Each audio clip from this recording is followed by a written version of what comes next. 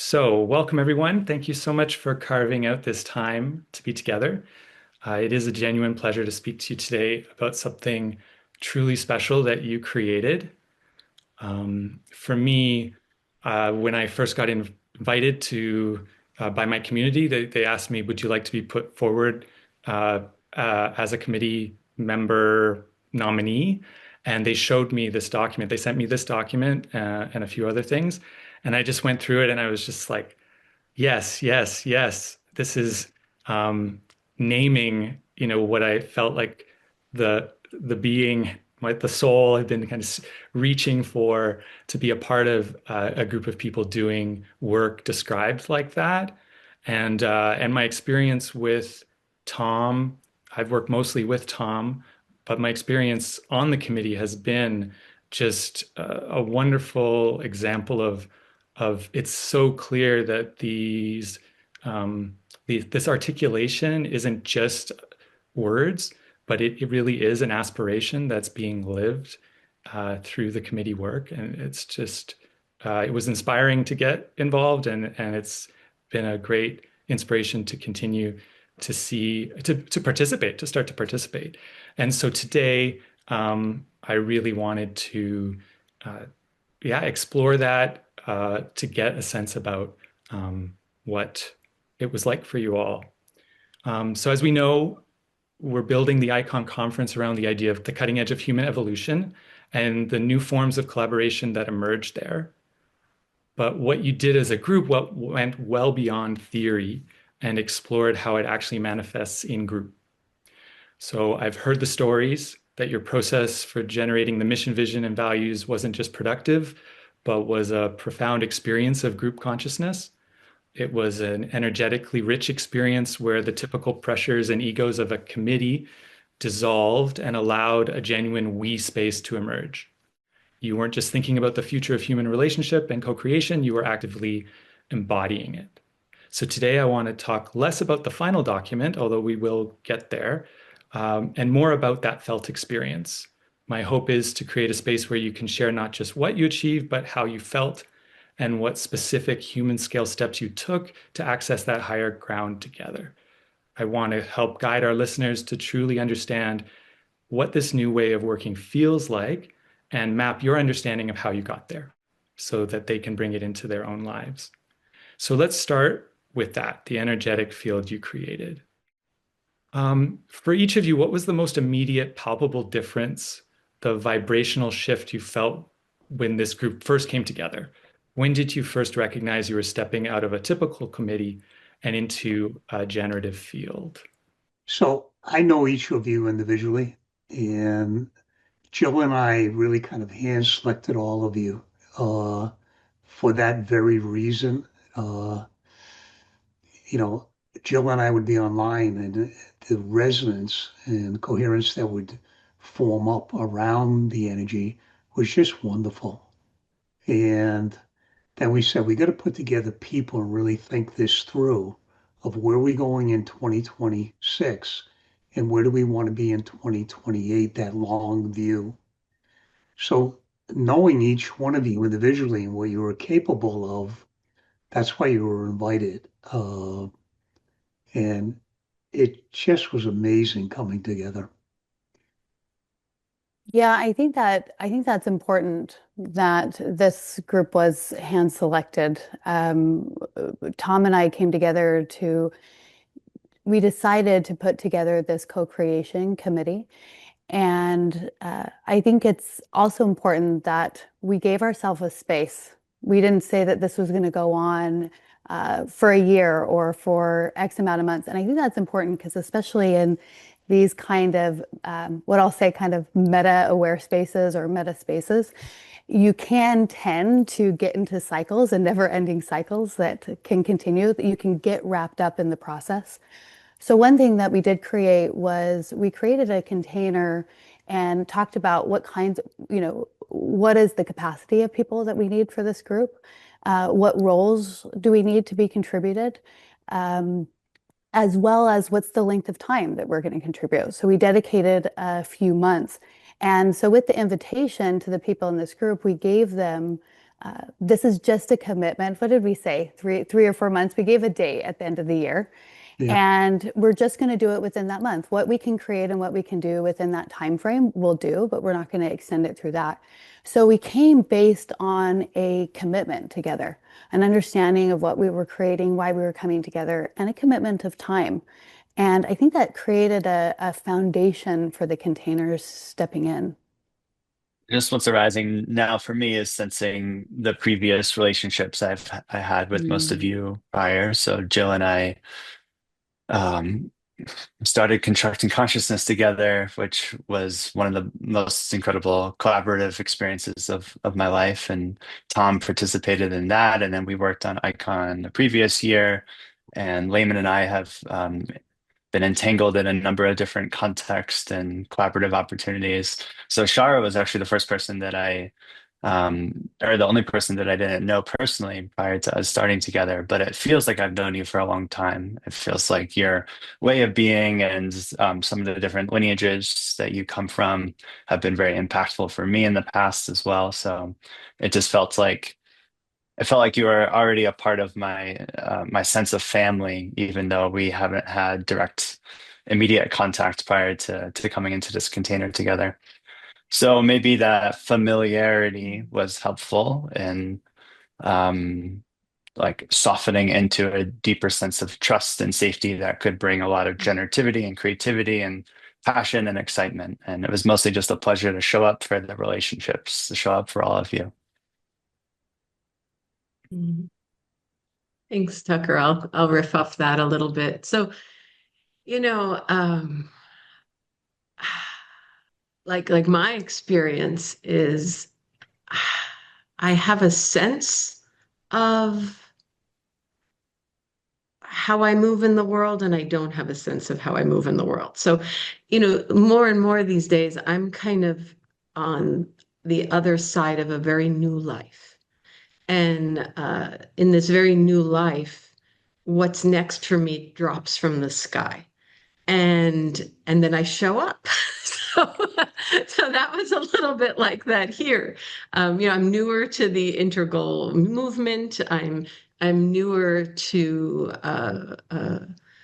being a participant in creating community that has participatory spirituality, a form of ownership, flatter hierarchies, a we consciousness, shadow work. This is what I do at Unity of Tustin. So I'm very curious about how to uh, interface with other groups that have a shared intentionality and aspiration.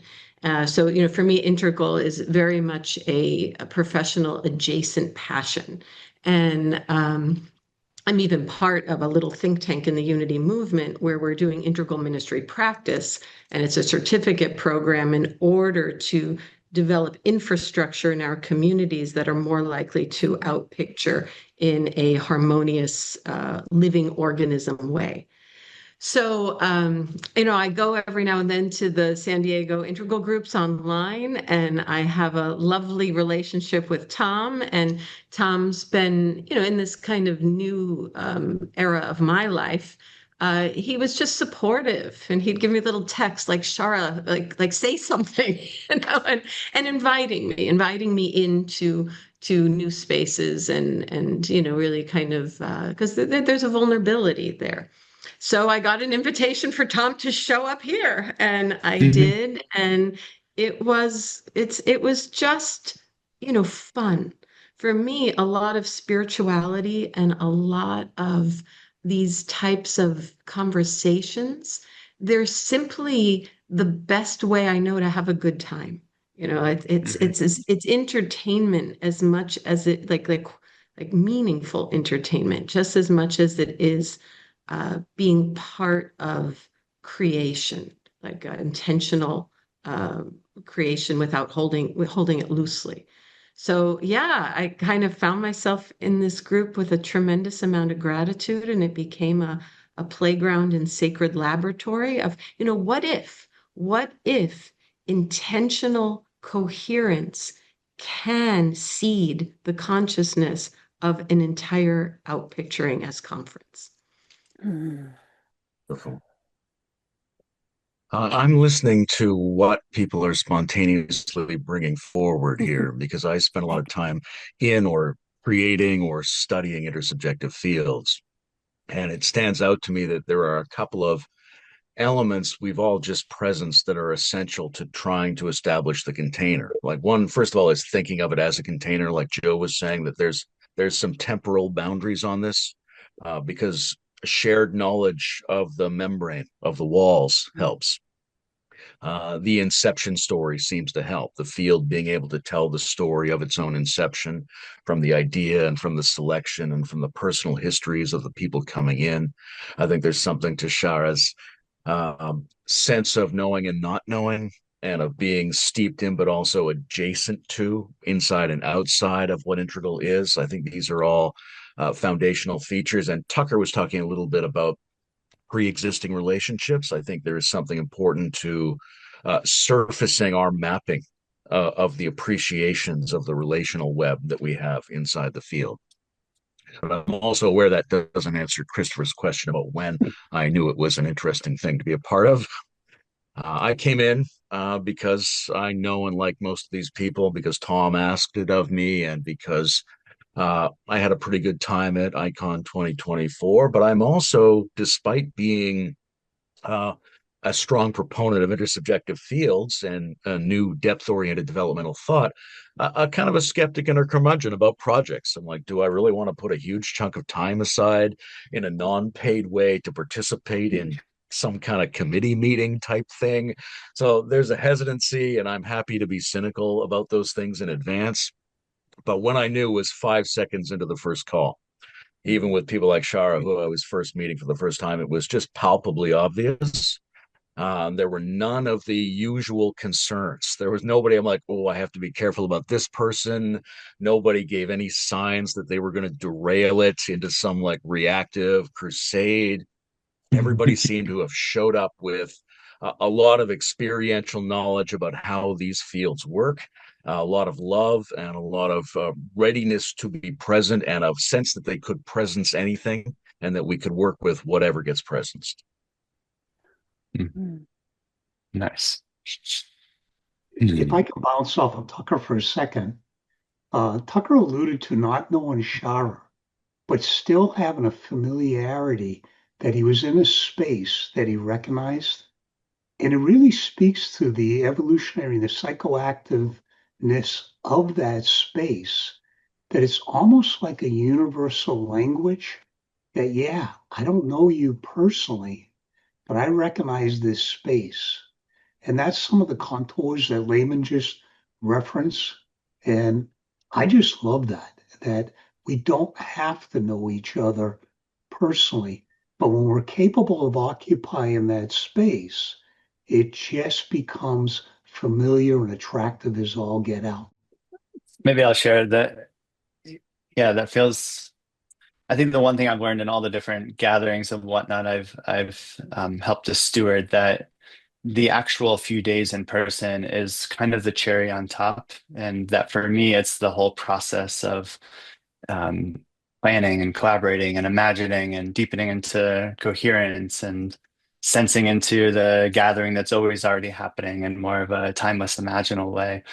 That's really what makes them fun for me, because if it was just a lot of like work and effort and energy output towards, just a couple of days in person, then it wouldn't be, yeah, it just wouldn't make it worth it. And so for me, there's something also in that the gathering is really just a time to come together and cohere in a way that recognizes that what we're building is actually a culture, or you could even say a whole new structure of consciousness, it's like world building, life building.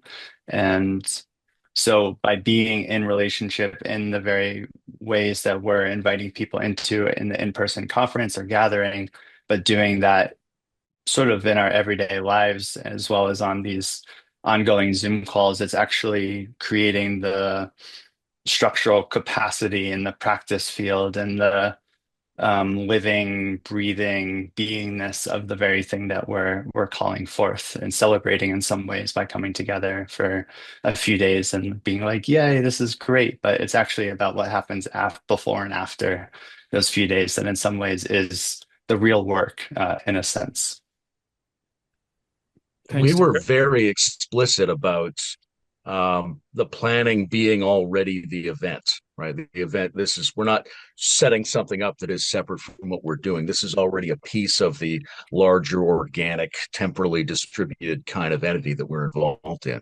And I wanted to double click on Shara's sense of fun, right? There's a sort of the divine quality of enthusiasm, right? It was very entertaining, and there should be something entertaining about developmental work and about spirituality. And right, we have a couple of para-Christian sort of agents here among us. So I want to say, where 4 or 5 of us are gathered in its name, there it is.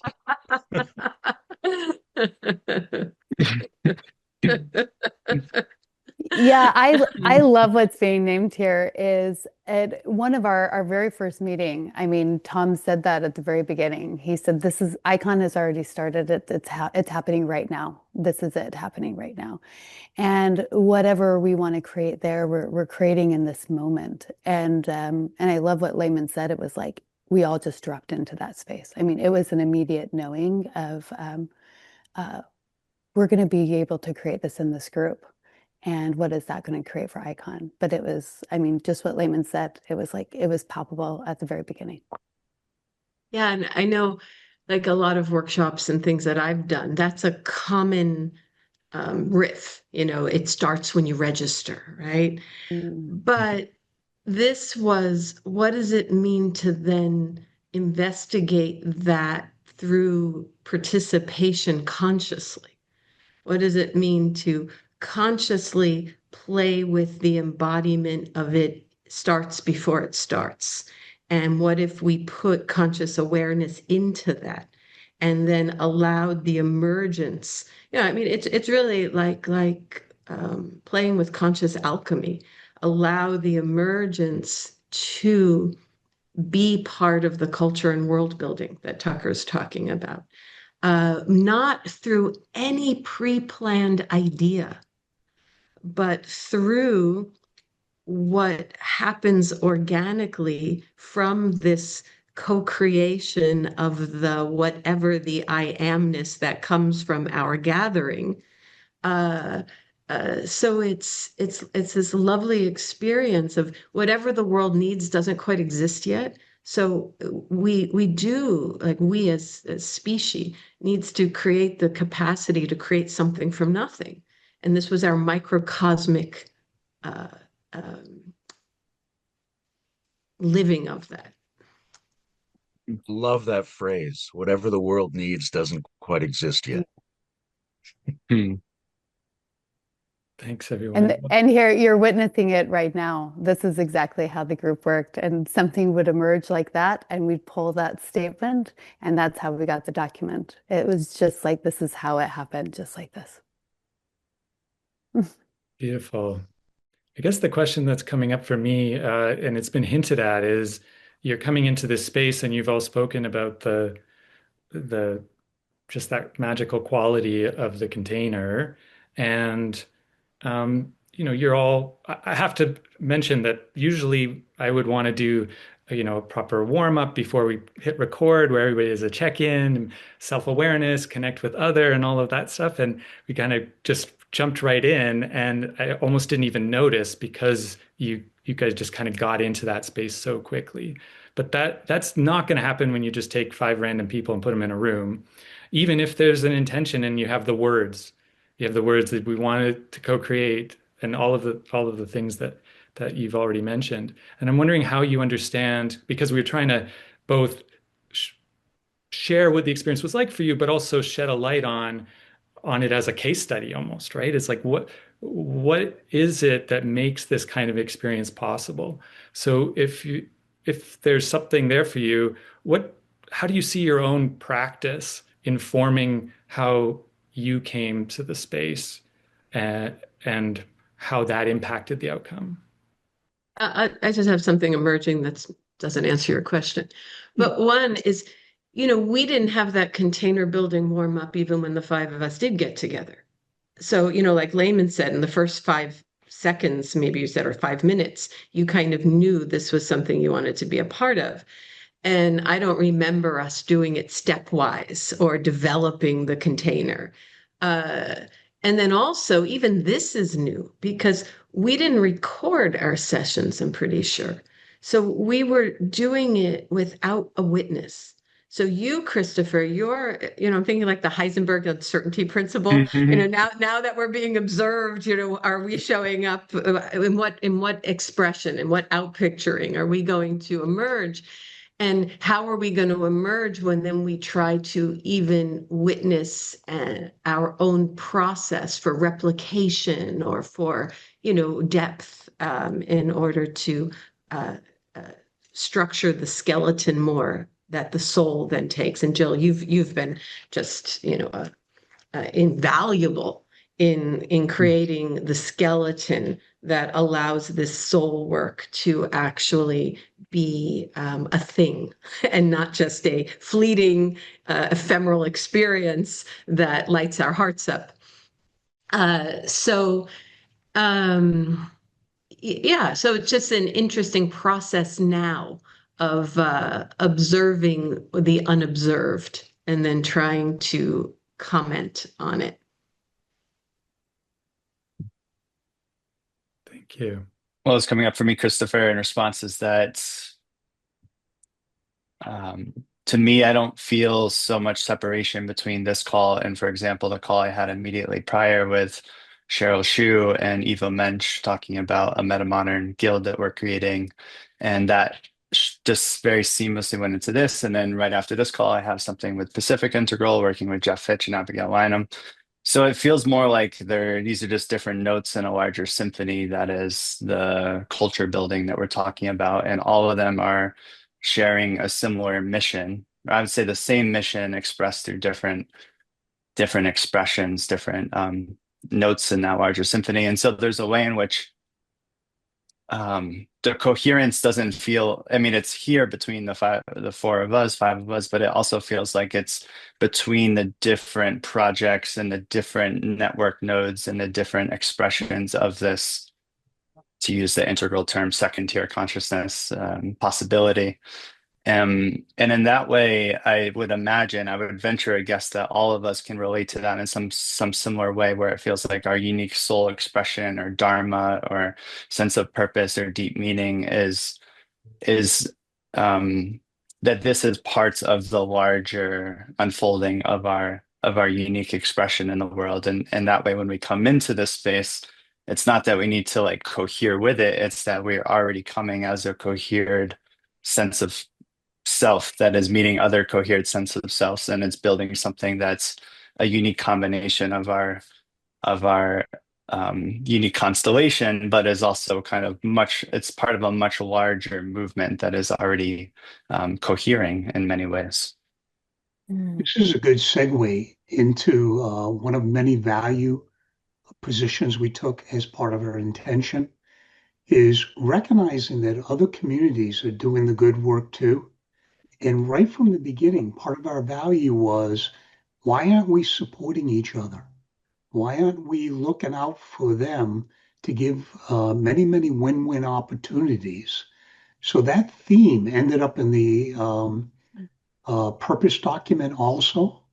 And I think we're doing a good job actually implementing that, is rather than be individual fiefdoms, let's really try to unite this community and bring diverse voices together.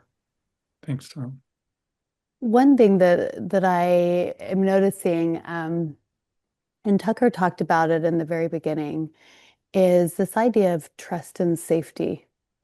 That when we come together in a group and we drop in immediately, or we have the capacity to drop in immediately, there's a sense of trust and safety that emerges.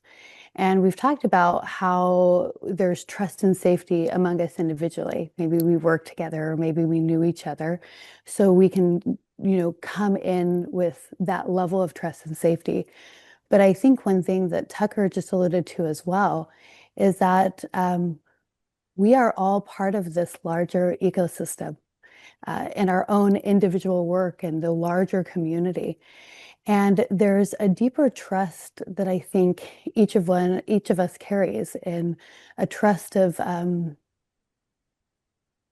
something larger than us that's carrying us through. And to really, and I mean, honestly, when we talked about who to invite into this group, is the capacity for that kind of trust. Because when you can enter into that kind of trust and be held in that way, what happens is we have less protectors. And when we come together and we have to cohere together, we have to do these exercises to drop into the space. Well, there's a lot of relaxing the nervous system, relaxing the self, relaxing the ego, relaxing those protectors that are not allowing us to cohere at the depth or the level that we would like to be in a container together.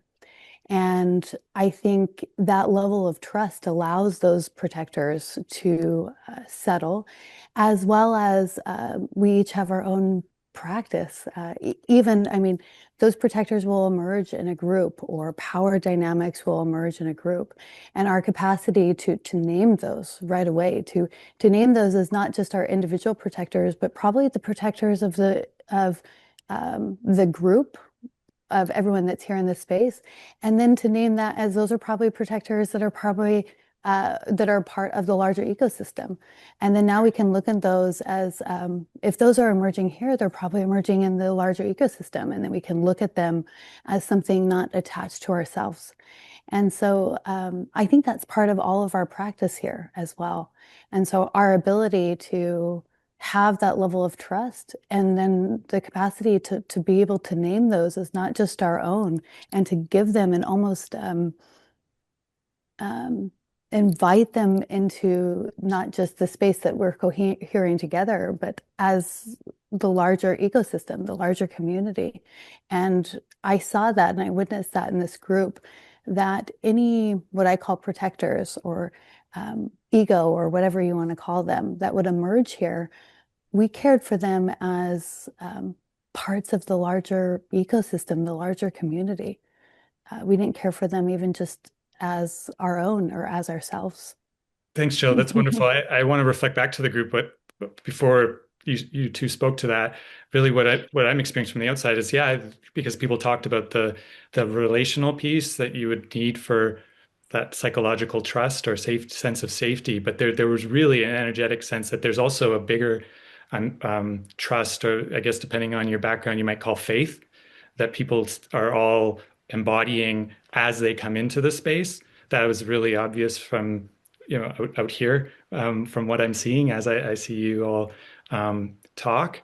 So thanks for getting into that. I want to reflect on, or point to something from the document, which mentions fostering a holonic awareness. I don't want to get too much into things that might be jargony and so on, because this is meant to be taking something, making it very practical, regardless of people's background. But I wondered, so my reading of that is the feeling of your unique identity within the larger cohesive whole.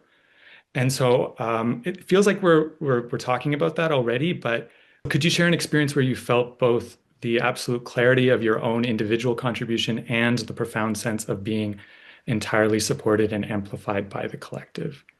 How did that feeling of being a whole on change the quality of your work?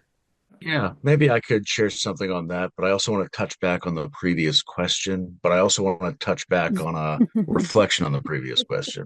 Because my initial response to the previous question is very structural and abstract. I'm like, oh, here are four structural sources that lead into my participation in this group. And then all of that is only viable if it has these qualities of me feeling safe enough to share, like Joe was talking, that sense of safety is not just localized, but is part of a general phenomenon. And the four things I initially thought of were something like theology and worldview and interpersonal and intrapersonal practice. Right. I think for me, philosophically or theologically, I'm attuned to a divinity of the between. And I think that really sets me up to be a participant in these things. When I look at this moment in history, I feel like we're all looking at a world that's more or less exhausted the possibilities of individual conscious rational intelligence. And that means we have to look for cybernetic or ecological or subconscious or collective intelligence, some other forms of wisdom that can play into the situations that are outside of what anybody can figure out the answers to.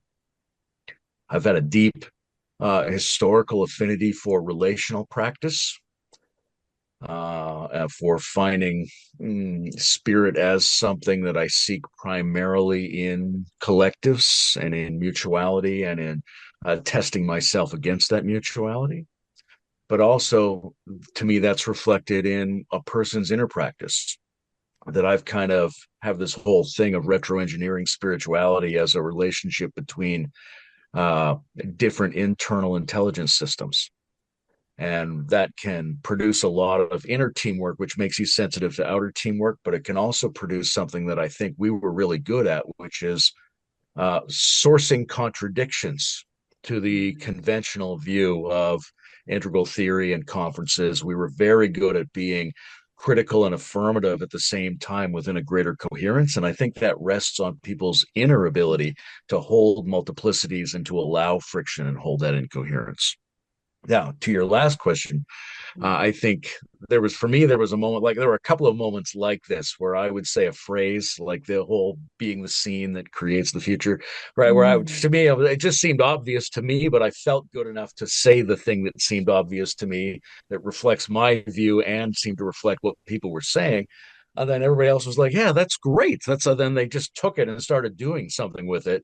And I'm like, wow, that was, I'm really happy that I felt okay enough to share that into that summary. And there was like a blurring or a blending, like because something in me is doing this thing and it goes outside of me and then it keeps going. The activity continues. So there's a real depressurization of the separation boundary that I could trust this group of people to be as reliable as my own insights on certain topics. So that was a really beautiful thing to me. And it just made me feel well positioned within this field. Thanks, Layman. That's beautiful. Can I just jump in, Christopher? I want to respond a little bit to your question and some other things, and then what Tucker said, because Tucker's really in the scene, and I'm not really in the scene, but that individual collective kind of resonance. So, I have a faith or a cosmology or a knowing that there's something emerging from these networks. I like reading about slime molds and how not one individual mold has any intelligence, but as collectives, they can create systems of connection that rival engineers in major cities of how to distribute resources and how to even have memory of time lapses. I'm interested in Ilya Prigoghine's work, where if you have maximum disequilibrium of a system, islands of coherence naturally form that somehow seem to uplevel the entire system. And I might not even have these stories right, but I know how they're true as myth. And that trueness is very integral to my participation and hope for just hope for creation. So for me, I don't have the seeing of how we're connected or what kind of cultures we're creating. I have the connection of a couple of islands of coherence, and this is one of them for me. But I do believe, affirm, will bring forward through my life force. There's something emerging from that, from so many of us doing it, even not connected. I hear you, Tom. Like you want Icon and these movements to be a place to bring us together. But even if we don't come together, there's still a way we're together. And that togetherness it has the promise to uplevel something that means most to me. And that's one of the ways my inner cosmology and outer participation are very much in alignment and feed me and feed my sense of service. This is a form of service. Mm. Thanks. Thanks, Shara. The question that is coming up for me is you were talking to me recently, Tom, about that experience of being in the container together and what it was like to watch the ebb and flow, to watch the need to kind of come up for a bit of air, reconnect with your own experience, and then go back in. And I'm wondering if you can speak to that and kind of transition us into how this is playing out in the actual committee work, since this was the seed and we're moving towards the actual event. And the vision is to maintain this integrity of this energetic field throughout. So can you speak a little bit to that? Yeah.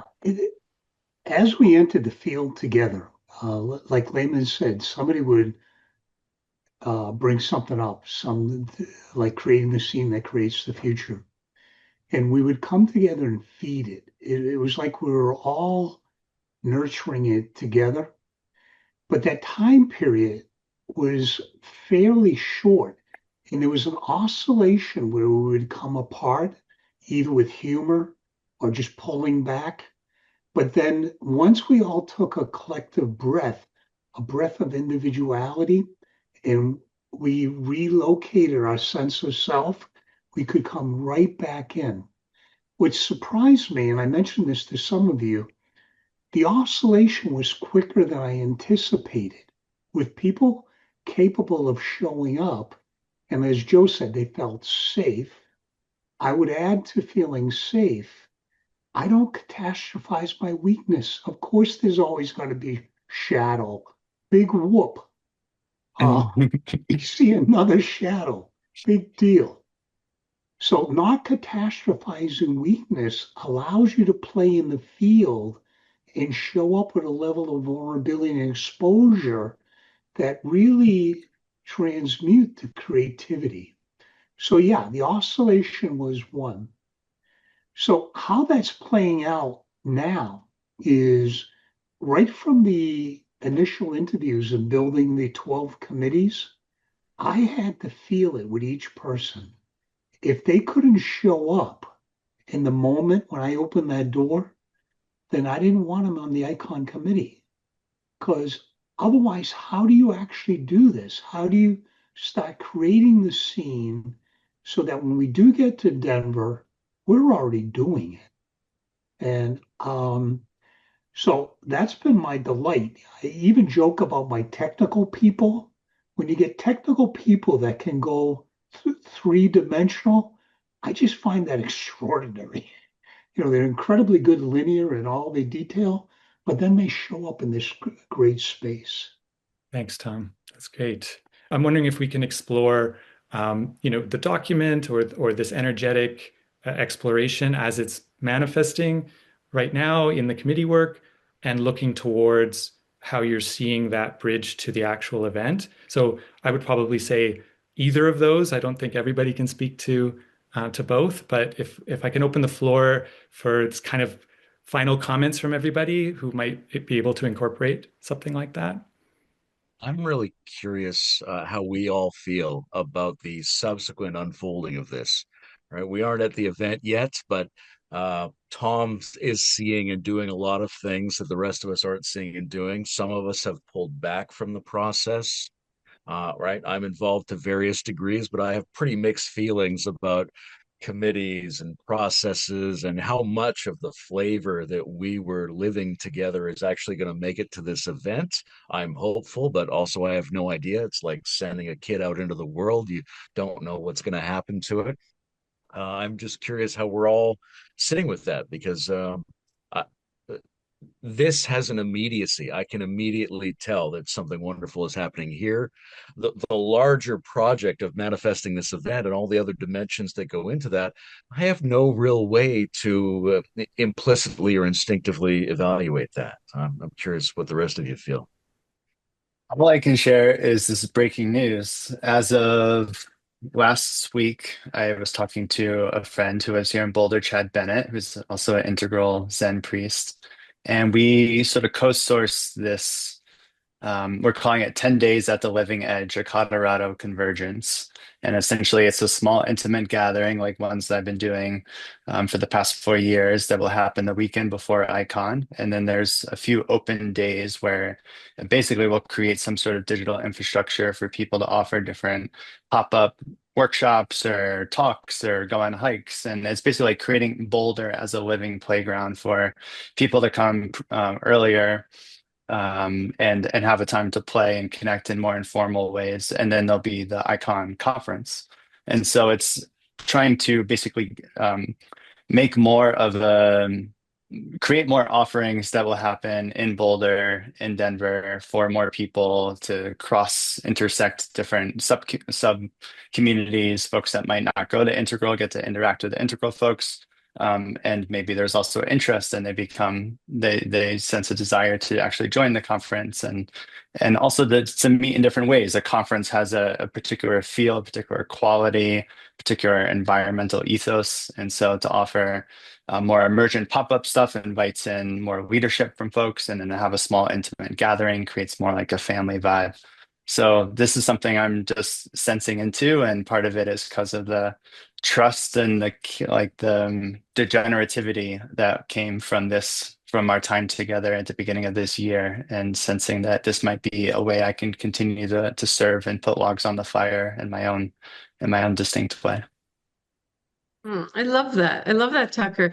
It really kind of heartens me because for various reasons, I've stepped away as well, and I'm going to be stepping back. But where does all this go, and how does it work, and does it matter, right?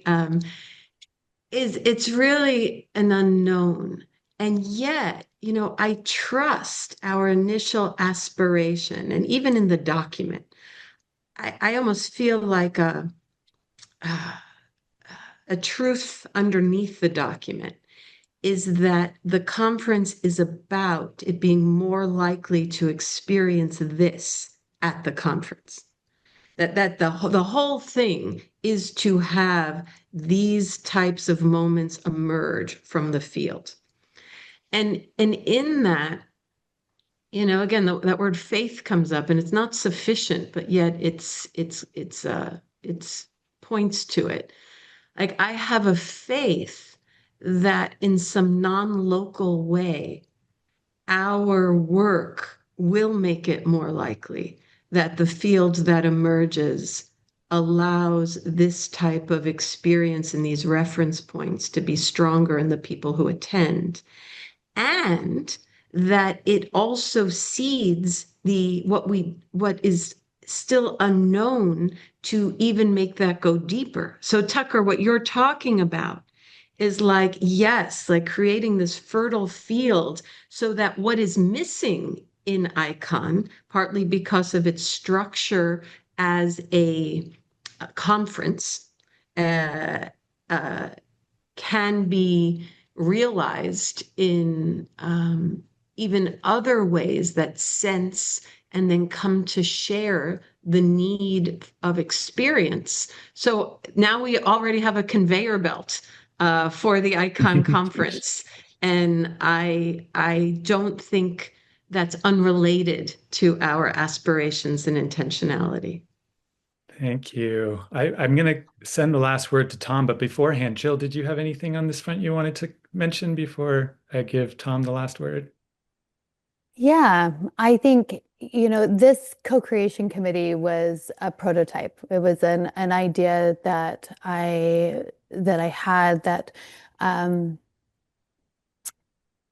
used it as a prototype for from greater work that I wanted to practice. So it was such an expansive experience, and the unique role that I was able to play. I mean, at the beginning of this, you said, I'm coming in with some nervousness, right? There's you're with some really amazing energy and really amazing people here. And leading a group of this nature, I was deeply intimidated coming in. And noticing that in myself, and noticing it was a very expansive experience for me. And so coming out of this is I didn't apply it, I didn't go further with Icon because my work, some other work started to really take off. And that work was applying this into the broader world. And my work this year has been applying this into the broader world. And I have had quite a few different organizations or different groups that, to the capacity that they can drop into, that we've been applying this. And what is beautiful is that we can go in and create these co-creation committees like this, drop in, create this foundation, and I can kind of walk away as they hold that now goes into the broader creation that they're creating, whether in their organization or their movement that they're doing. And that's what we did here, and it continues to go without us, and that's successful. We don't need to stay here. It's successful if it continues to move, if they're able to hold it without us here. And I've been doing that work now for this entire year since this space, and it started right here. And it's been amazing to see that this work can continue out into the world and people's capacity to hold this and what it's doing for their broader work or the broader organization and how it's influencing collectives and communities. And that was our vision here. And I think it's already being done, and it's already being done in our work. And so to see, what the committees are doing with this, or what Icon is doing with this post this committee, is to say, yeah, that was the vision from the beginning. We didn't all have to stay here to be here. And I think that's the success of it. Excellent. I'd like Thanks a to lot. amplify Jill's role here for a second, because there's something about what she did in capturing our languaging and representing it to us. It served a wrangling role that allowed a productive continuity across these instances of intense intersubjectivity, because there's no guarantee that intense we-space practice is going to be generative. It has to also have this thing that reiterates itself back into itself and keeps it in a line. And Jill was fundamental in accomplishing that for us. And I think that's important to any field going forward. Mm-hmm. Wonderful. Thank you, Layman. Wonderful. Beautiful to honor that. Tom, to take us home here, I'm wondering what are your last thoughts around, as people listening to this who are planning to attend or are looking at the work that is on their plate to show up in order to contribute to this sort of an experience at the conference. What would you say is a next step or an essential next step for them to go from discussing this evolutionary edge to actively co-creating and living it in their own lives and communities? What would you recommend? Boy, there's so much in that question in doing it. And if I can reference, though, having a vision and purpose feels so timely right now because, as the modernity begins to show its fatal flaws, people are so hungry for a vision and purpose that goes beyond themselves and is worth pursuing. And I mean, it's 14, 15 months before we started the co-creation committee. And it's so timely now. And the fact that we're almost at coherence, the title of our closer to coherence, the title of our conference is perfect. And then the idea of Integral's role in a post-tragic future. I remember all the debates over a month on that. And I think we came up with a wonderful blend of hope and faith and reality. So what people need to do is just show up, bring your higher self, try not to contract when there's exposure and vulnerability, and just show up.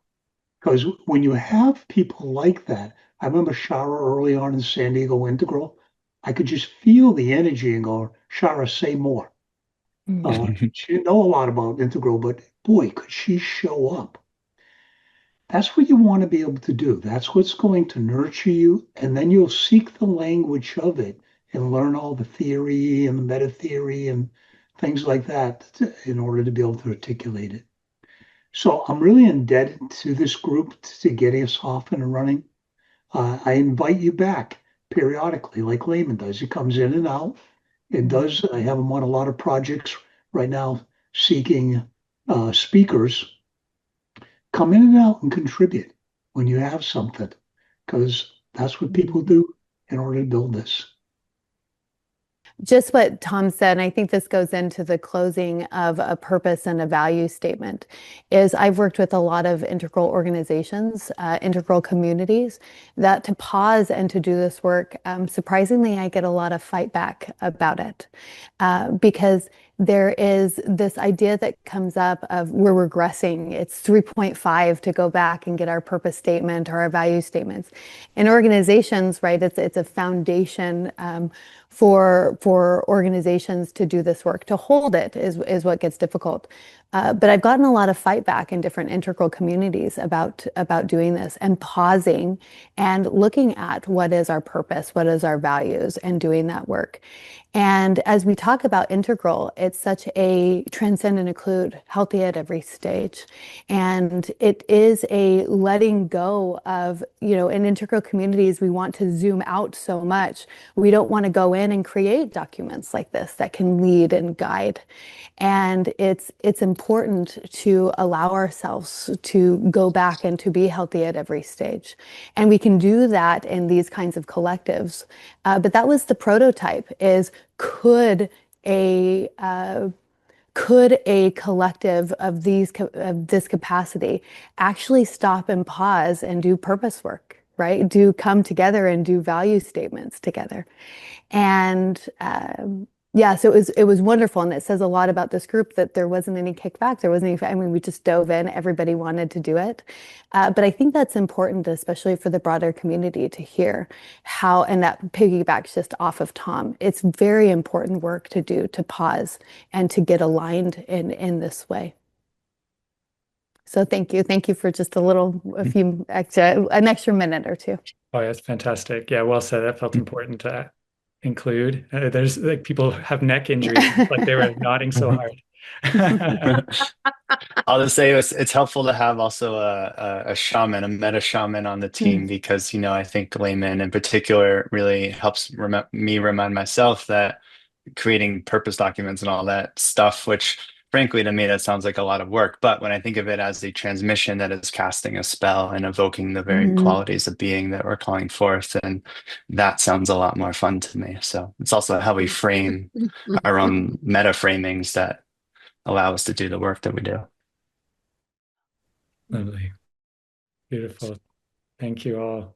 Thank you all very much. So yeah, this has obviously been more than just a story of how you created a document. It's been a taste of that energy, that coherence that we're aiming to manifest in the conference and to continue in the creation of the conference, so you've not only created the scene that creates the future, but you've given us, a sense of the blueprints that we can use to live and work at that evolutionary edge. And so I just want to say thank you on behalf of everybody who's benefiting from that, that your commitment to integration, connection, and evolution that is so evident is very inspirational, and I'm sure it will touch all sorts of people who are listening to this. So thank you for sharing your journey, and we look forward to seeing where it takes us next. Thank you.